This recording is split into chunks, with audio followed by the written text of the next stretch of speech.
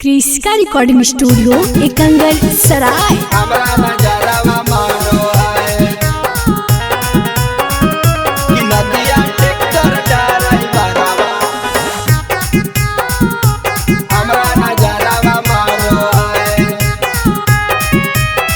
Presented by क्रिस्का films. हमरा देखी के हॉर्न दबावे हा झुलू भिजारो है। देखी के हॉर्न दबावे हा झुलू भिजारो है कि छौरा कि नदिया ट्रैक्टर डाराई बरावा। हमरा नजरवा मारो है कि नदिया ट्रैक्टर डाराई बरावा। हमरा नजरवा मारो है मारिया स्टाइल के सखी असले टारा बजारो है। मारिया स्टाइल के सखी असले टारा बजारो है कि छौरा कि नदिया ट्रैक्टर डाराई बरावा। हमरा नजरवा मारो है कि नदिया ट्रैक्टर डाराई बरावा। हमरा नजरवा मारो है हमरा नजरवा मारो है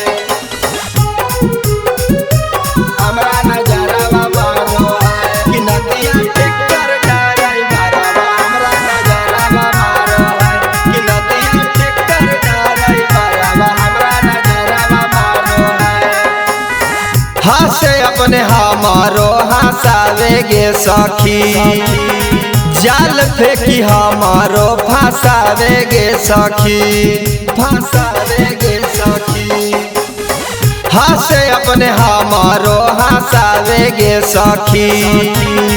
जाल फेंकी हमारो फंसावेगे सखी। हमारे मुँहे घुमा के भेपर लाइट बारो है। हमारे मुँहे घुमा के भेपर लाइट बारो है कि छौरा कि नदिया ट्रैक्टर डाराई बरावा। हमरा नजरवा मारो है कि नदिया ट्रैक्टर डाराई बरावा। हमरा नजरवा मारो है हमरा नजरवा मारो है क्रिस्का रिकॉर्डिंग स्टूडियो एकंगर सराय। लगा है कि हमारो के होई जैतै प्यार गे। ओकरे सपना आवे लगलै बार बार गे लगलै बार बार गे। लगा है कि हमारो के होई जैतै प्यार गे। ओकरे सपना आवे लगलै बार बार गे।